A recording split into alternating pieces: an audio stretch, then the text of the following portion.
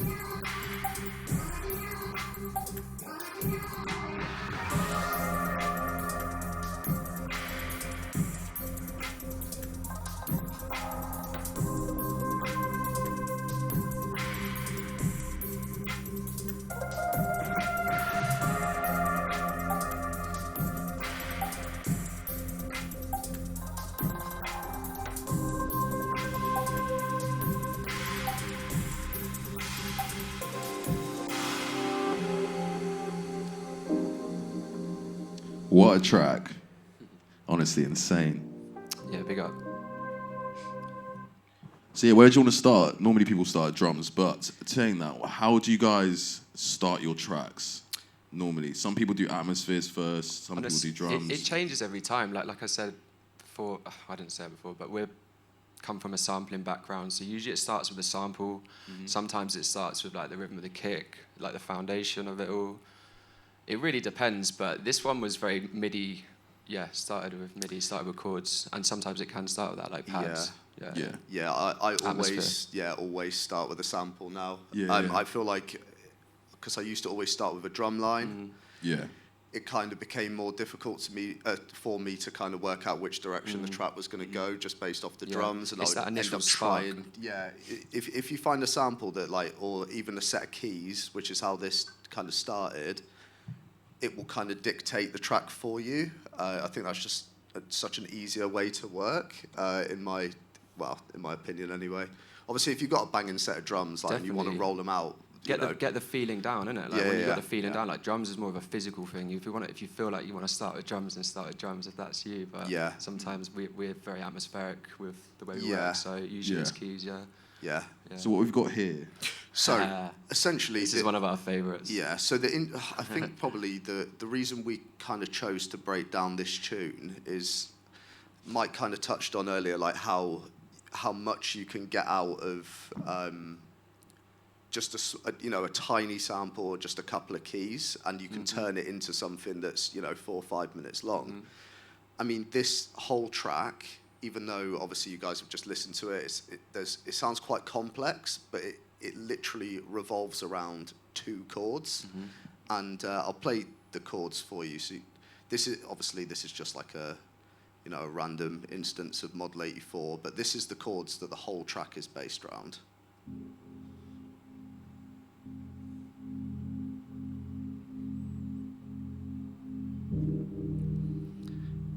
So it's just literally 2 chords, and then do that low pass well. See how much it does.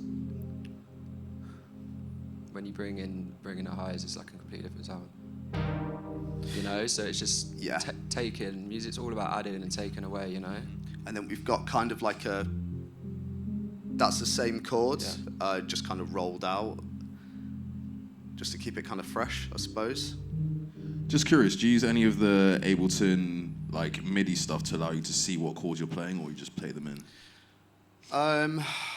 What, as in draw it in, you mean? This thing here, the C. Oh, the scale mode. Scale mode. I tried to keep away from that, to be honest. Yeah, it's handy when learning like more complex scales that we wouldn't usually use, but pentatonic and stuff where I use it for bass. Yeah. If I've got a set of keys that I maybe haven't written, if it's a sample or something like that, analyze the key of the overall key of the keys or piano, whatever you're using. Sure. And then you can use scale mode to like kind of work out which bass notes are going to be working with it. I haven't got a whole lot of music theory training, so that really helps with me. I don't know, but Like I said, we come from a DJ background, and it was all about what we're even doing here is like, let's use our ears to progress, and like always have that intuitive, just listen to your ears, man. Yeah. Use your ears, and it'll come. But yeah, we're not super trained. We don't read music or anything like that. So Yeah. Use whatever tool you have to. You know. Yeah, for sure. If that helps, Definitely. then great. I mean. Definitely, we use the tuner quite a lot.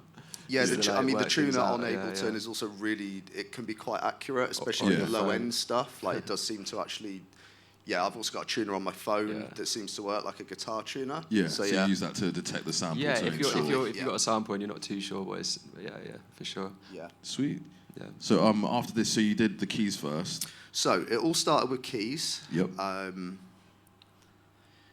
And what we did was, so we had this as the, basically the jumping off point for the whole track. So we kind of took this, and then what we would have done is, That's a lot of channels. yeah, Is it all audio or predominantly? a lot of it is audio just for the sake of this, because we transferred it from my computer to Mike's, and we wanted to make sure everything would be working. We didn't have, if we didn't have any plugins that would cross over. So this is the original chords, and obviously you can see this is now bounced down. But all it is, I wonder if we can give that a bit of. So it's just those same two chords, just with a tremolo and just low passed. With your tremolo, did you use it using the auto pan or? The tremolator, Sound Toys, yeah. So it was kind of as easy as that. We kind of decided to go the triplet route for it. Just put the tremolo on it, low passed it, and we had a really good jumping off point for the drop of the tune as well as the intro. And look at the grid as well. You can change it by Apple III straight into triplets. Did not know that. Yeah. So you can kind of see where it's all going there. Not really, because the transients aren't massive, but that was another thing as well, like bouncing it down and getting it all hitting on the transients. But yeah. Yeah, so we had this, so obviously we kind of had just a pad, I suppose, or our main riff. Yeah. And then the next thing to do was kind of build out around that, so we did actually end up going straight for the drums after that. With this sort of music, the drums are so important, man. You need to get them banging. Do you know what I mean? They need to stand out above everything, really. I can see you've layered quite a lot as well. Yeah, we love layering, for sure. Whether it be a field recording, whether it be like a little reversed, like Foley sound, like it just takes stuff to a new level. We like to layer.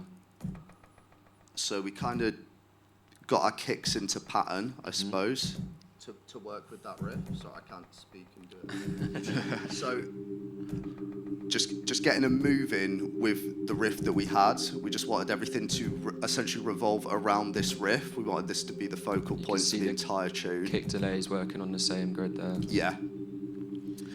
So you can see here we've got a high kick, low kick, and then a delay as well. Yeah. So the kick delay is working in the same triplet movement as the tremolo riff, which just adds a little bit of It's very important to split your kicks like this for sure. Just get that top punch. With the delay, have you also? I imagine you've used an EQ to take away most of the lows as well.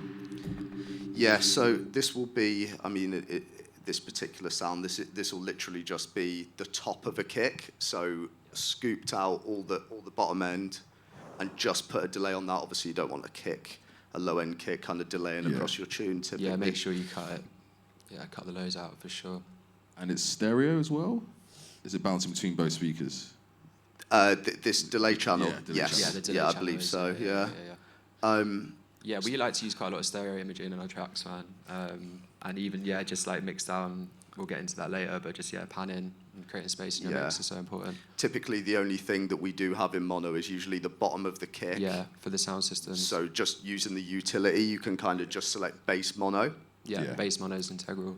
And you can even set the crossover as well. Exactly, yeah. So we do that just to keep the low end central, but the rest of it, we, pan it, keep it as stereo as possible sort of thing. So what we did was, can't see them because they're all folded in, I suppose. So we started getting the kind of drum work in. Do you want to hold that for 2 seconds? And you can kind of explain it while I'm like going through it. So so you're going to move onto the hats now, which are also working in a triplet rhythm. So everything is revolving around the melody still. Yeah, exactly. that's how we like to start, just like get the vibe going and then evolve it from there, for sure. Yeah, it gives consistency. Yeah, man. Even if you don't get onto the drums till later on down the line, just evolve it by, adding extra bits of pads, adding some like harmonized bits, adding some textures, and yeah.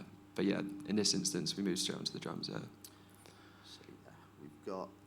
And then you got your percussion. All the hats, yeah. So all the hats kind of soloed as well. I can see obviously you have separate tracks. Have you, when you did the original project, you group stuff and then EQ it that way, or did you go individually?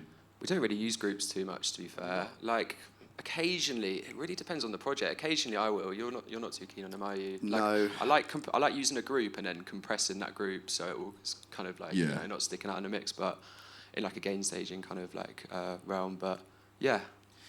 Yeah, I think, to be honest, I would use them more if we did our mixdowns in Ableton, Yeah, but we export everything and do it in Logic anyway. So with groups, it makes it, it's hard it's to... a top tip, man. Like, once you like finished your track, get it outside of the realm you've created it in, and it's kind of like a mental thing, and it's like we use Logic, put it into a different project, and another thing, we were going to get to mixdowns later, but another thing as well is just picking your studio proper acoustics, even if you have to hire it for that stage.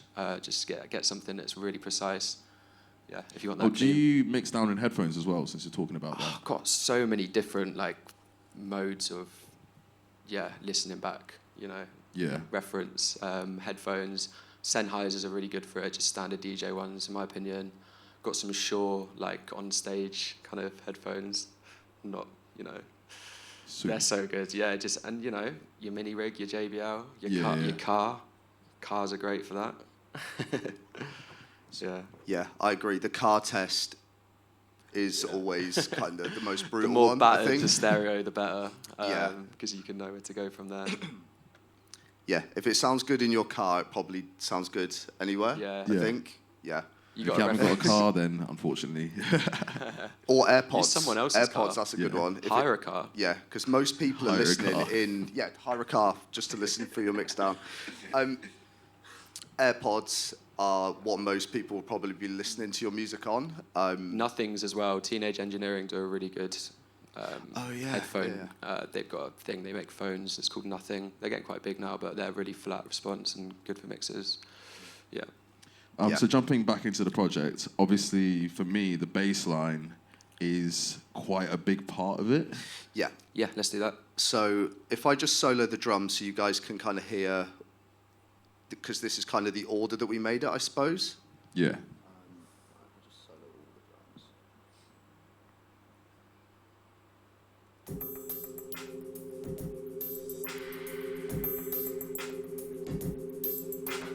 So much texture.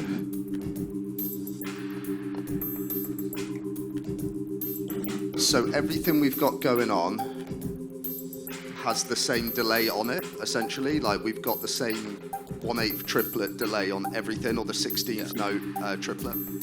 Do you remember if that was done by a bus or? Not in this instance, no, it's just straight on the channel. Buses are good if you want to control a certain, effect, but if you want just a straight up effect, just bang it on the channel, mate. Do you know what I mean? Yeah. And for this, it just needed to be that, just to be part of the track, Yeah. Yeah, so that is all the drums, more or less. Obviously, in the second drop, they, as you guys would have heard, it changes more into like a standard groove rather than triplet. Yeah, it goes on. But once these were built, the bass was so simple, because all it is really is it's just a respace with the exact same tremolo and processing as the pad. Yeah. So it was in about sort of 10 seconds and then it's done. With this, because it works so well with the pad, we had the main bass of the tune done at this point, and it was kind of extras moving forward and kind of doing the little flickers and. Is it the same bass as well in the second drop? Yeah, we'll get the bass involved now. If I play the bass.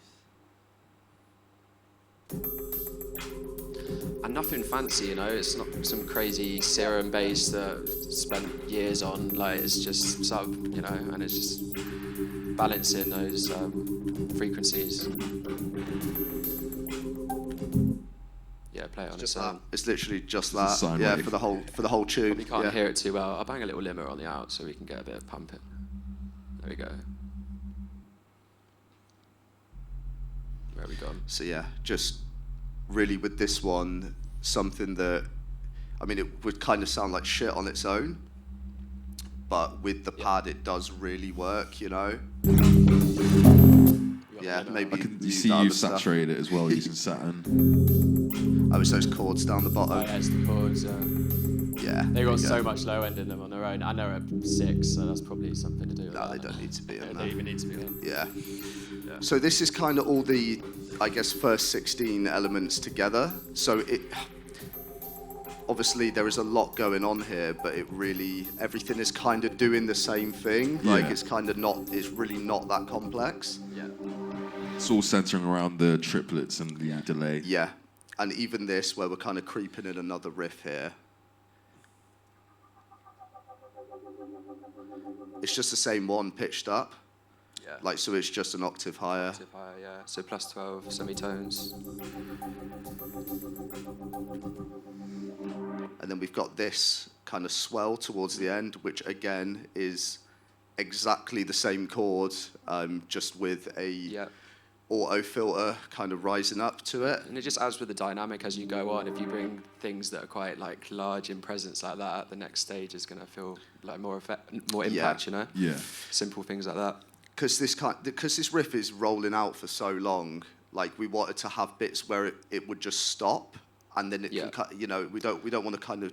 It's so important to add space in your music. Yeah. It really is.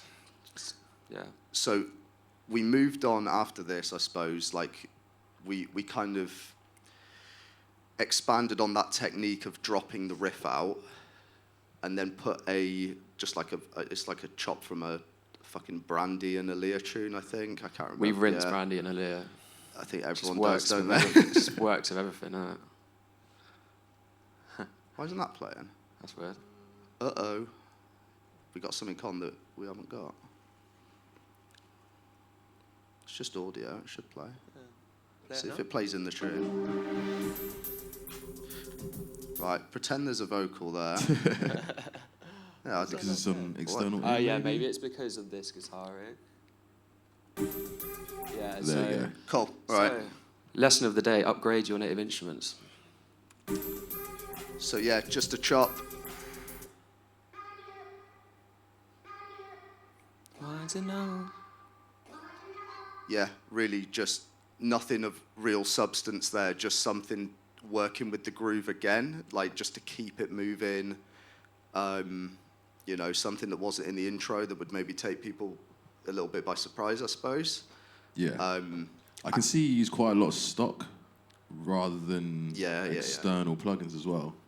Yeah, mate, the Ableton stuff is so good.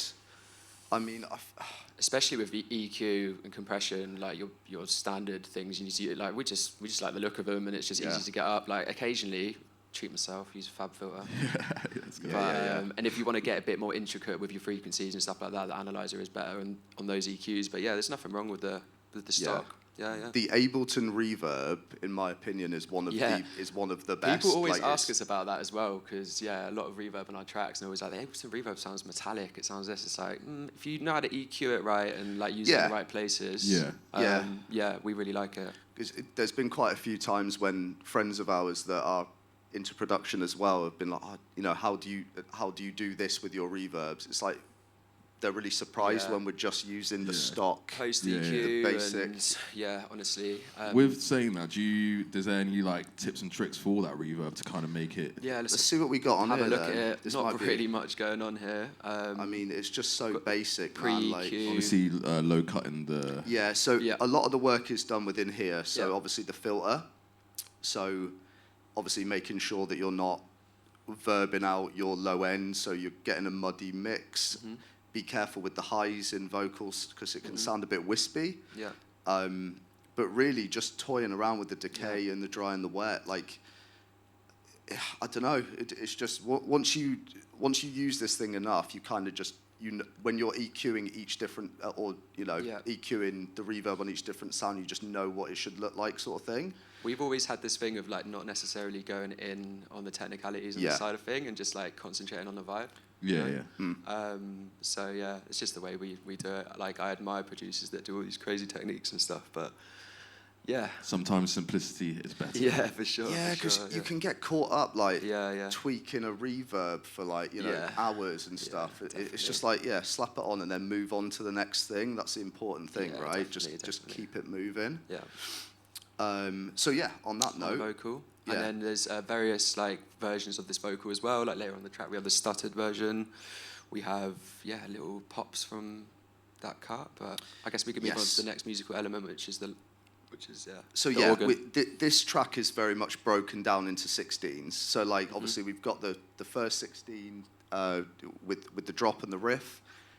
We've got the vocal segment, I suppose, and then this section here, which would have been when the sample started or the keys started running out of mileage a little bit. We would have kind of gone in on a different way of switching it. So what we've done is chopped it even more and put some kind of it was off your synth, wasn't it? The little sparkly, sprinkly things, I think. We just started playing different notes off this little synth that Elias has got, just to keep it moving even more. So we'll kind of check. Is that a hardware synth? Yeah. What was it? A mini log. Yeah. So yeah.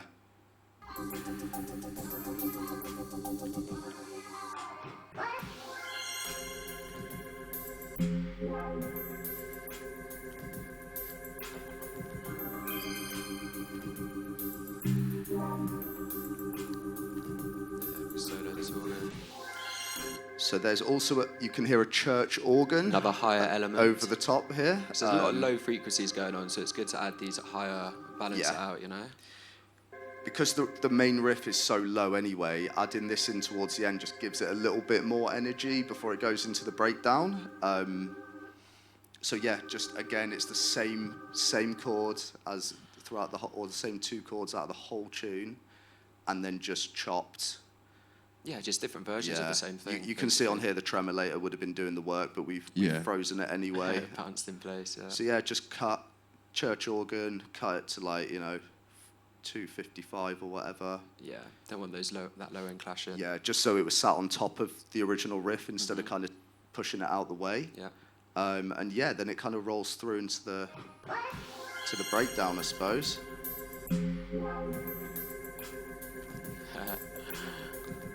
We tried to mix a little bit as we go, but as you can tell here, it's very that. See how that's spiked there into infinity. Yeah, kind of as I was touching on earlier, we don't mix in Ableton at all. Like, just get the vibe down, get the track finished, but it always sounds like shit because we haven't mixed this at all. Like, so it doesn't sound anything like the final product kind of thing, which obviously is not probably the best way of doing it, but it kind of... Some tracks, usually the more simpler one with less elements, like, you kind of gain stage as you go and you bring things down so you're not creating that digital saturation in your output. So we do get to the studio and don't have much to do. But, sometimes no. I mean, this is the thing. We mixed a tune down. So we mixed a tune down the other day, didn't we? Yeah. And we got there, and I hadn't mixed it at all. So I was like, this is going to be a fucking nightmare. Like, we'll get in here and we're going to have hours of work to do. And it was completely, it was just accidentally mixed down. We're fiddling as we do you know what I mean? The level was perfect. We were like, well, there's nothing for us to do. Like, it was it's hitting just using your ear -6. as you go and fiddling as and when, and it just, Yeah, so, yeah. Saying that, do you EQ and then remove them and then put it into live? No. That's what I mean about the gain staging. Everything except for gain staging we do in Ableton. We are going through and we are processing as we go, so it's going to happen. Yeah. We don't want it to, otherwise everything would be clashing and all over the place. Reds everywhere. Yeah. So it's one of those things where it's like, this is kind of, when the tune gets to this stage, even if it does sound all over the place, we know that it's going to be okay because we're going to export it. Then at that point, you can't go back and make any changes. You're done. You have to finish the tune, and then you'll process it or mix it down. And it also separates your practice into these different, you have your sound design sessions, you have your creative session, and you have your mixdown session, which is, as you probably heard on CDR before, so integral. Speaking of that, do you have separate sound design sessions together or separately or whatever, really. Yeah. We have like, we do a lot of the kind of our individual work on our own realms sometimes, and then we have link-ups in the week where we could call them sound design session, where we're looking for a sample or we're making something, and we probably got loads of tracks like that where it's just like hanging around on the hard drive that have been made in the week. But yeah, that's it. It's just building. Yeah, nice. Yeah, we kind of, every month or so, we try and get a mixdown session in at DBS in town, because they have this like perfect studio for mix. It is so good. Yeah, and it's, I used to go uni there, so we get a little 20% off. Yeah, it's really affordable. Like, the room is great. And honestly, the acoustics are perfect. It's incredible. Yeah, so we kind of get it mixed in Logic for a bit, and then we'll take it to do the final, like, polishing at the studio. So we can take, I mean, we usually take about 10 tracks to mix down in one of those sessions. Yeah. Oh, nice. Yeah. How long did you spend there? It's a little date night. 8 hours. 8 hours. Yeah, about 8 hours. Yeah. So yeah, moving on. What was the next element that you touched upon? Then at this point, I think I sent the tune to Mike at exactly the halfway point. That's what we kind of try and do, like not send someone a 6-minute tune and then they're like, well, I've got nothing to do here. Like, it kind of sucks to be in that position, unless it's unavoidable and you've just you're on a roll kind of thing. We have our own creative vision, and you know, sometimes in a duo you got to respect each other's creative practice. Yeah. You know, but yeah, so 100%. we come into the breakdown. So yeah, we'll just play the track for So no changes to the riff at all. Still moving with those same 2 chords. Yeah. Introducing the stab, and then for the first time, apart from the dialogue in this tune, we introduce some more sample-based stuff. Yeah. Where is that stab? And then opening up the pad as well. Is that another thing that's not working? No, I think it's just really quiet for some reason. Oh yeah. Yeah, there it is. Yeah. So That's you guys will probably recognise this sound. It's like the classic Korg, like FM. organ stab. Obviously used in like a shit ton of garage and house tunes. But what Mike's done is followed the riff, but just taken the root note. So we're still moving the same riff. Yeah. It's so important for us to, I think that's what benefits us being in a duo as well, just being able to have that, like, just change up in the tunes, you know? Like, honestly, bring back the change in second drops, man. Yeah. There's too much copy and paste going on nowadays. So yeah, having this one kind of move into something different was quite important to us. We wanted to make it almost seem as complex as possible. All our tracks do, though. Yeah. They all do. Very important to us. Yeah, can't lie, it does look really complex, but now you've broken it down. It's all centered around that triplet idea. Yeah. And then here we've kind of moved into a more standard kind of grid formation, so literally just kind of slowed it down almost, in a way, I suppose. And it's good when you're in the mix as well, when you're DJing, you know? If you want to, like, have that, like, mix a similar tune to there, and you get to this point, you want to mix something that's more, 4/4 and a bit more DJ friendly. It's DJ friendly for sure. Yeah, moves through the sets. Speaking of the grid, like formation, obviously your drums sound very, swung. Do you swing them yourself, or? They're on a grid. Yeah. They're still just literally on the grid. Yeah, they are on a grid, but they are on a triplet grid. So we've got it, like, nothing's off, all the transients are on, I suppose. So you just make them sound like they've got that swing to them. Do you think the delay adds to that? Yes, definitely, 100%. Definitely. It's just important in using your fixed grids as well, you know, you have all these parts here, and even if you wanted to, like, really zoom in on a swing, just turn them off, you know? Yeah. Just get it right in there. With 140, you have because this is one of the limitations when you're writing, like, 170, it has to be on the grid, otherwise it sounds like shit. Like, it just sounds awful. Any D&B tune with, copious amounts of swing in it just never... just doesn't sound quite right. And we love D&B for that. We love obviously stepping outside of that and like working a bit more on the soulful element of it. But we have been making a lot of slower bits within acid, within electro, within 140 recently, and I think that's there's not as many rules. It's a big part of that. Yeah, you can do what you want a bit more, especially in like garage and stuff like that. You can swing it out. Yeah, man. So And you can, I mean, especially if you're making stuff like hip hop and stuff, you can really get so creative with the groove of your music. Like it's awesome. Every element of the track, really, isn't it? Yeah. I'm pretty sure they still have a groove pool on Ableton as well, Yeah, so you can do. get like Dilla groove. Yeah. You can just type in like I forget Dilla about groove. that. Like Yeah, it's down here, isn't it? Yeah. Yeah. So you all just of drag that on. these are like, yeah. So if you want to sound like Dilla, you just wanna type do in the Dilla. cha-cha bongo you want on some the Kev 16. Brown, Kev Brown swing, something like that. You can kind of do it, and then again you can see where that's falling on your grid, and you can just emulate that yourself. It's so good. Like even just like picking a sample. I don't, however you feel about splice, but just get a loop. And if you're interested about how that swing's happening, just put it in, and you can kind of just copy it. Just see where it's at. Same with this sort of thing. Use it as a foundation, learn from it. Speaking of, since you're talking about drum and bass, do you want to jump into the next session now? Or do you have more on this session? Oh yeah, should we? We could. It's up to you. Depends. Yeah. how So much. I mean, to be fair, we've pretty much Just broken chatting. down like the most I guess integral parts of the tune. The only thing left is an outro, It's a which nice outro.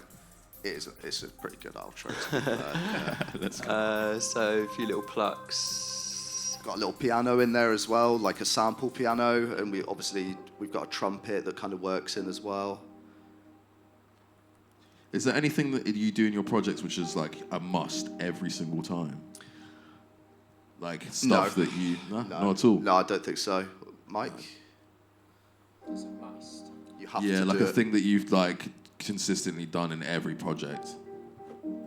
I guess we built our sound off the back of like building sample libraries over the years. So I guess there's certain aspects of the tracks that do always usually have the same drum hits and stuff like that, just to like kind of build that. If that's what Yeah, you kind of yeah. think. We do draw for the similar stuff. Yeah. And similar production. Trying to think of the techniques. thing that we do in every tune though, like that's. I feel like it is so different. Yeah, you don't want to limit yourself to that. Nah. I mean, you have some people that just really hone in on that, like. I do it this way, or I'm not. Yeah, which works for them, like kind of like, I'm trying to think, like rhythm and sound or something like that, where it all kind of does sound like, I love my dub techno and it all does sound the same, but it's like they've honed in on that sound so much that, But yeah, we always try and keep it relatively fresh, I guess. There's a folder on the desktop. I'm just gonna. Shall I just yeah, play the it's in the mixdown? project as well. But Oh, is it? Okay. Yeah. Banging name, by the At the way. bottom. Zima Blue, you know what Yeah. that is? Anyone yeah? familiar with the Oh, Zima mate, Blue? I've got Yeah, if you sampled that as well. Have you? Yeah. Yeah, Love, Death and Robots is pretty cool. Yeah, So there's good. inspiring stuff in Inspiring that show stuff. for sure.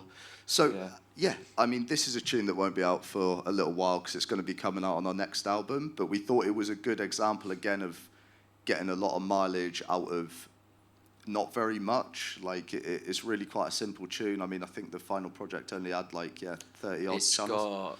got about 30 odd. Yeah. So this is a bit of a 27. different one from XOYO because that had it was in the hundreds at one point, but this one is just D&B. It's got it's got the drums, it's got the music, and it's got the bass. Yeah. That's it. Yeah, man. So yeah, we'll run this one through for you guys.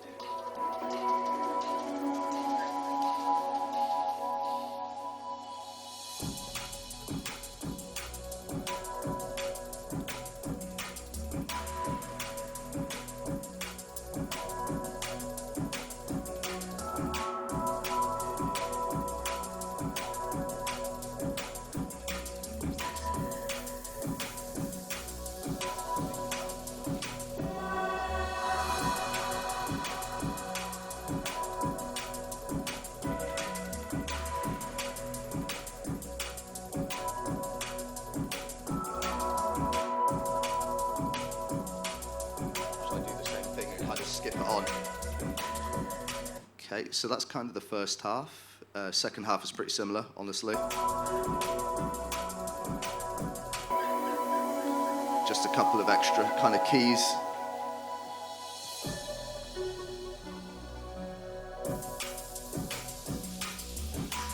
Yeah.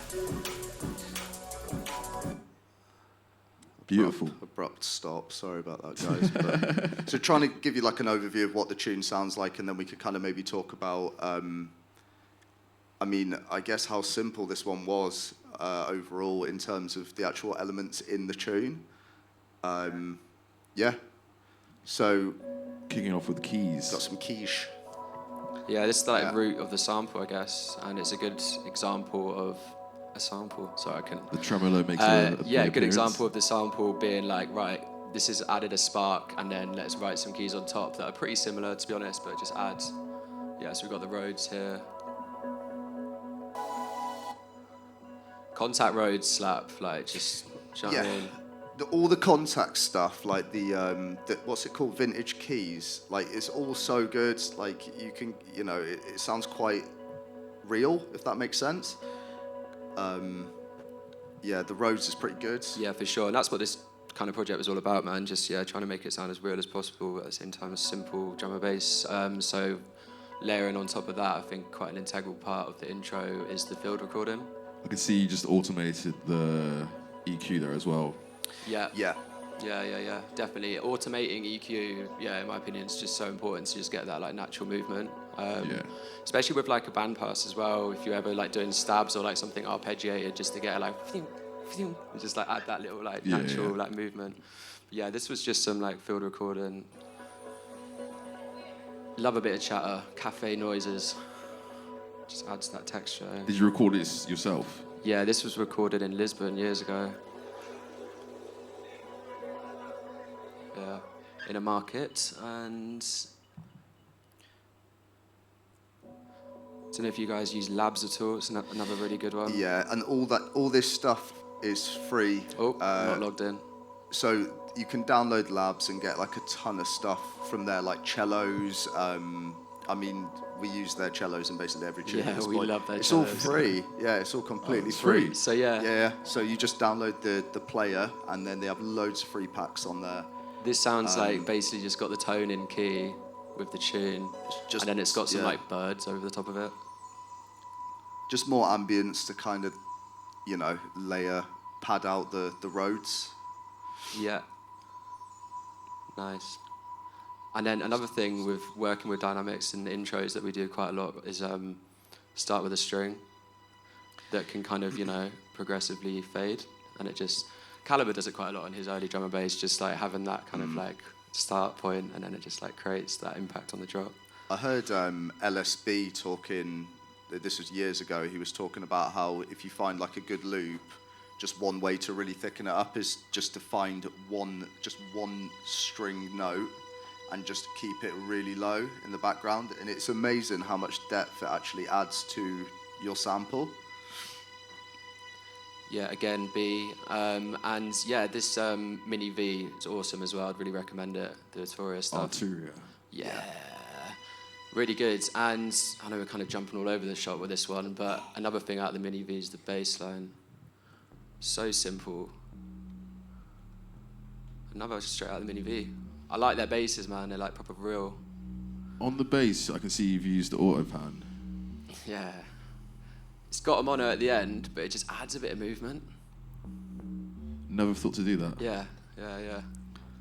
And it's still eventually going to be mono, but it might not make any sense, but it just kind of just works. That's what I think. Like, don't get limited by what makes sense. Get experimental with shit, you know? Yeah, if it sounds good, you know, do it, essentially. Yeah.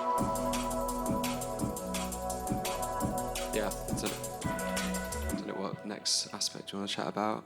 But yeah, pretty simple tune. Suppose the vocals kind of tie Yeah, it together. the Also, yeah, we've got quite a few. I'll try and just play one of them.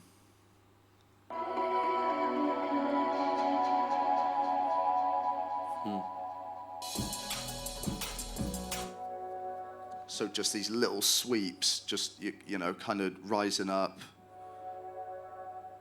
Yeah. Is this Ableton 12, by the way? Yeah. Yeah, cool. And then just it all comes from the same sample. Even this little sting here.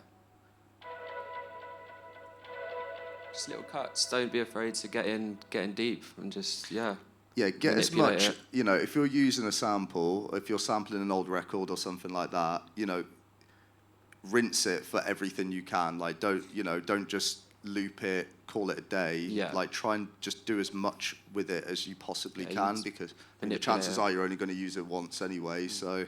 Might as well get the most out of it. Exactly, yeah. So with this one, it kind of... Definitely work it into your music, work it into your piece, and, manipulate it. Yeah. Yes. With manipulation, with this track, you've used audio once again. Do you find it's easier to manipulate audio and actually see it visually? Yeah. Yeah, sometimes, like, we do like samplers as well. Like, Serato sampler is a good one. Yeah. Yeah. You use that in this track? Not in this one. No. This is a good example of us just going back to basics and just chopping up some audio, to be honest. Yeah. Sometimes it's a bit more user-friendly for me. I don't know. Sometimes it's just like you can just see all the transients, you just kind of get in there. But other samplers are obviously good for, like, re-triggering certain points and, like, getting a bit more, like, rhythmic with it. Mm-hmm. It's always good to get it frozen down and to be able to see, you've got all your chops on Serato sample or whatever you're using, MPC or whatever. Yeah. And then just get it into audio and freeze it so you've got it locked in. And then I find it a little bit more comforting. I'm like, okay, it's there now. Yeah. Like, I've got it. to work with this. Yeah, this is it. Yeah. Yeah, definitely. I'm jumping in. We didn't talk about the drums in this track, actually. I feel like drum and bass drums is something... these are actually grouped. Hey, but yeah, it's so important. Oh, I'll just play this cello a sec. Hold tight, labs. So this is free, this cello sound. And it's so moody, and a lot of them have natural slides, built into the cello as well, so it will actually pitch bend and stuff like that, and it sounds like a real cello. Can't lie, the main takeaway I've got is that you've used a lot of stock plugins and free plugins to make amazing tunes. You don't need to... We haven't got any money, mate. That's what it is. Skin. But yeah, we use this deep kick quite a lot, and it's something that we processed in the past. Just process kicks, like we were saying about different sessions. I have those sessions where you go and you just process things and EQ them and, like, just dump them in a little sample folder and use them, Yeah. So this is the kick. Very simple. It's actually got a bus to a saturator just to give it, like, a little bit of, like... This is also really awesome. That's sick. MS-20. The filter, the MS-20 emulation. And it just pumps it up a bit. A low-end kick. Yeah, low-end kick. Snare group here. Since this project happened, we'll put some more snares in it, but initially, even more. There was, like, a ton of snares. But snare we had loads of snares in this, but I ended up kind of... So we actually have a different snare sound in the final. Yeah. And, all these things are in the group as well. Like, we've got little, like, edits of the break, which is also done on this awesome filter. Because you can just, like, go through all these presets and, like, they're really, like, weird presets, just like little weird phasing kind of elements going on, and then just the supreme break just makes this track, to be honest with you, it adds so much. This kind of, without this, the drums are very bare, and this kind of just tied everything together, didn't it? I think. It's good drum and bass in my opinion. It's just like the more simple stuff, and using break beats because. Saying that, did you do the break first and then lay the drums on top, or was the drums first and you found the drums break? first, and I think we were looking for like a shaker part or something. Yeah. And they just kind of came about, but like the movement in this break is just awesome. Yeah. It's almost got groove to it. It is pretty on the grid, this one, but it's got so much swing to it. It just works. You if you listen to any Calibre tunes, he does use this one a fair bit. Yeah. Yeah. It's got that really nice roll in kind of. I can see you haven't used that much processing. I feel like mostly in the EQ, isn't it? Yeah, just and cutting that out. The input volume's quite loud on these breaks, so taking away from that and then adding a bit of colour with the saturation, then also making sure these tiny little channels don't peak. So if you go forward, I know it's peaking here a bit, but using the compressor to kind of squash it so it doesn't go crazy. The compressor's doing a fair bit of work with this. Kind of, if you... Yeah. It sounds a bit... almost dry. Yeah. It brings out the elements we wanted from Yeah. it, you know, like the hats. But overall, I mean, as drums go, I mean, these aren't the most complex, but like they just didn't need to be. Like they really just needed to be. It needed to be kick, snare, two-step. Nothing else would have sounded right with this tune. I don't think. Nothing's, you know, linear. Like we make all sorts of different tunes, and we just wanted to show the contrast between them. You know, some are really simple, some are more complex. Yeah, not everything has to be crazy. You know, drum switches and all this weird stuff. Like it can be, and that's great. But like if the tune doesn't, or the sample doesn't want it to be, however then, you're feeling on the day, you know. Yeah, don't limit 100%. it.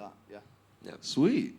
Well, thank you guys. Oh, thank you. Amazing. It's been an absolute pleasure. Now to you guys. Do you guys have any questions for these wonderful gentlemen about their music production? And we've got a mic passing around now. Thanks. Yeah, I love the sense of space in your tunes. I just wondered how you apply the reverbs. Do you apply reverbs to all the sounds, or how do you put stuff into different spaces, including the drums and stuff? Well, reverb is on every track. It'll be sound by sound. Right. But one of the things about using one reverb, I mean, we don't necessarily have to use the stock reverb, but when you use it consistently throughout the tunes, you do end up having, it sounds like it's from a similar room. So it's super helpful not to use 50 different reverbs in a tune, because it just sounds like it's got no identity in a way. Definitely, and in terms of dynamic as well, using your reverb cleverly in the intros, where you're like using automation a lot as well with the dry wet, and then bringing it up and up and up, cutting it on the drop. Yeah, it's another way of using it that we do quite a lot, and automating ascends with the reverb as well. But yeah, thanks for your question. So do you have just reverb on the sends, or do you put it as an insert as well, or? We both work in very different ways. I tend to use sends primarily, but Will likes to go straight on. But it's all about just controlling the way you use it, either way. Thanks. Any others at all? My guy here. Cheers. How do you decide between, if you've got a lot of different demos and things like that, how do you decide which ones you're going to sort of invest time into and finish off as a track compared to ones that you just kind of leave hanging around?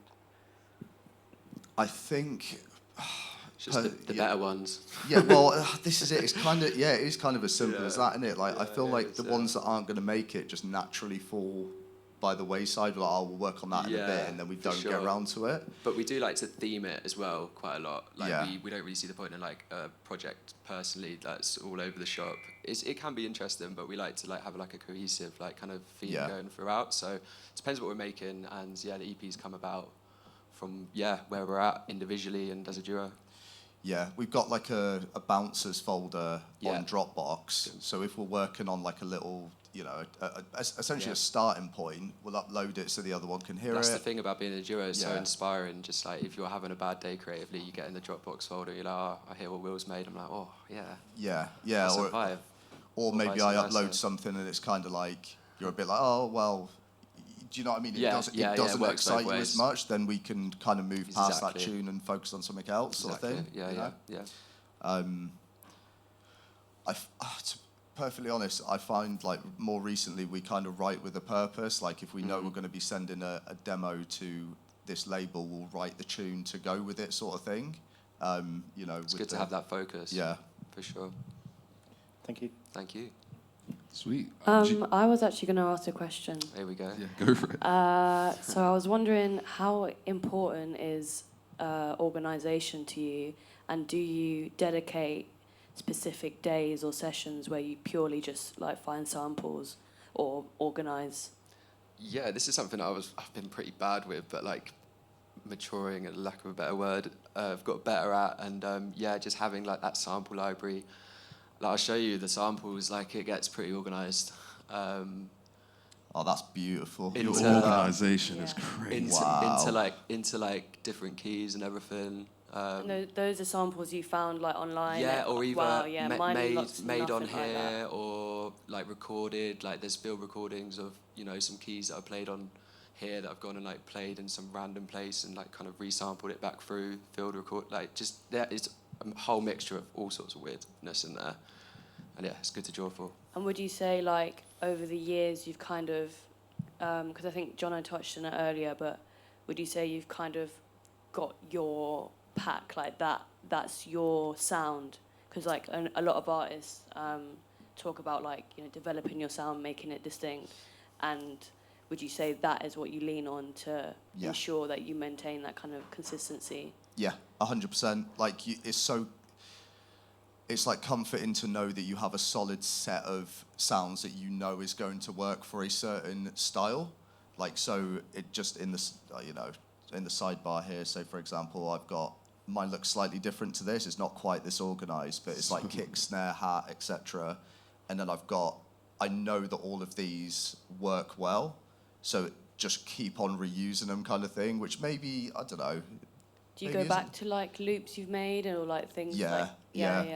It really helps. Yeah. What kind of, I think, helped with us was when we started making sample packs, then we just ended up using our own sample packs kind of thing. You should always just have your own sample pack on the go. Like you said, it develops your sound over the years, but then if you fancy it and you're a bit skint, just bang it on Bandcamp.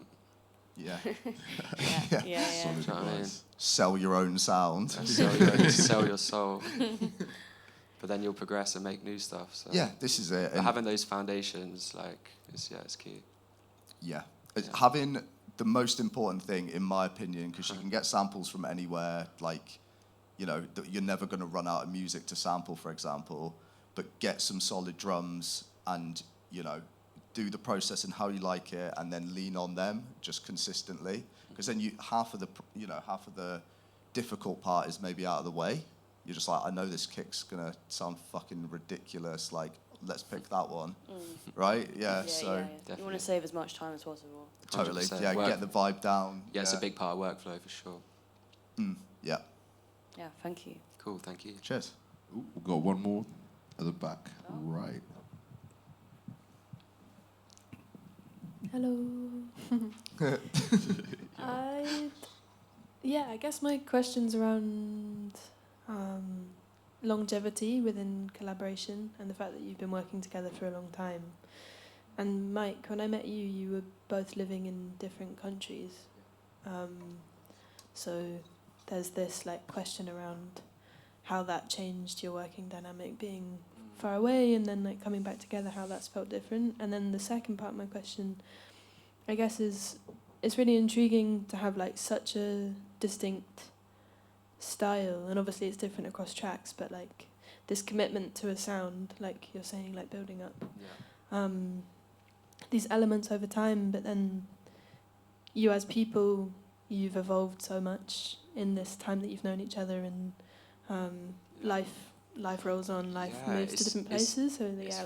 It's funny, like I almost like put it down to like how we kind of like started it when we were so young, like that relationship was kind of set in stone there, and since then, no matter what we've done with our lives, how differently we've grown as individuals, we always kind of have that foundation block. And it's funny, even sometimes like I'll be making a beat and I'll go over to yours and you're like, oh, should we try and like make this sort of beat? And I'm like, I was literally thinking that as well. And it's like, Same it's brain. weird. It's like, psychic. But yeah, it was challenging when we lived in different countries, but I guess power of the internet, and like we said, we've got that connection. We wrote a lot of music though when I was living abroad. It was weird, like we almost increased the output. I think we appreciate our own space as well, but also like have that kind of drive within that sound as well. We do work separately a lot, and we do work together a fair bit as well. So having that balance for sure. Yeah, I think as well when I was away was like COVID kind of hit in a year or so after I'd left. So we had very little to do other than make music. So the output was actually weirdly high around that time. Yeah, it was a good time. Yeah, we made it work. Tara, could you say the second part of your question again? Sorry, it's Sunday. My brain's slow. I guess the commitment to the sound. We kind of answered that a little bit. Yeah. Over like quite a long period of time, and how like there's this thing about like natural evolution of yourselves, but then like almost the sound becomes more consistent, and how like, for me those things feel like almost like attention, but then you're like making it really work. Yeah. It's Being cool on the same like page. to have that space where you can, like, there's never going to be any judgment if you come forward and you want to make something completely different. Like we know that the other one's going to be receptive to that. It's not going to be like, oh well, we can't do that. Like that's not what we make. Like there is so much scope for variety in this project, and we've made so many different types of music. Like it's the evolution is like very much welcomed, I think. Yeah. Keeping it fresh as well, and like just keeping your like inner circle close, and like obviously you're a big part of my inner circle, but there's just like good advice is to like keep that circle close, and like your community, your friends, always pushing you on, getting you on the same page, making you push towards that end result and that end goal. We've always kind of been had the same scope with our sound, so it's kind of just evolved like that together really, and influenced a lot over the years. Yeah, for sure. The thing is, when you've been doing it for this long as well, like everything that you make does just sound like you, I suppose, anyway. Like there's no way you can really sound like anybody else. Like even if you really tried to, you just couldn't do it, could you? No. That's it. Like I tried to make Jump Up once, and I couldn't. I literally just couldn't do it. Like I just don't know how to do that. Like when it's probably a fairly straightforward. Do you know what I mean? Like when you try and do something 100%. That isn't you, it's so glaringly obvious. It's like your reference point ends up you end up becoming your own reference point in a way. Like, yeah, totally. But any out there ideas and any different influences we get in the future, I'm sure we'll find a way to tie them in. Yeah. Always so open to grow and develop with it as well, 100%. Yeah, for sure. Thanks for your question. Do you feel like, one tiny follow-up, it seems like you have a really beautiful container within. Do you feel external pressure that molds the sound in a specific way? No. Is that the right answer? Yeah. Not really. No, not at all. Yeah, we just want to like stay. Yeah, sounds generic, but authentic. True to it. Yeah. Just make what you like. Yeah. Again, Definitely. if you try and make something because someone else has made something similar, it's going to sound like shit. You're going in the wrong way. It's not going to be timeless. It's not going to be true to you. And that's what it's all about, being true to you. Staying authentic, for sure. Nice. Well, thank you so much, guys, for coming. Thank you so much for running us taking through your time production. Out your Sunday. Do you have one last message for the people at all, or you good? Thanks for coming. Yeah, thank you so much for coming, taking time out your Sunday. We appreciate it. Yeah. Big love. Sweet. Can you make some noise for Mystic State, please?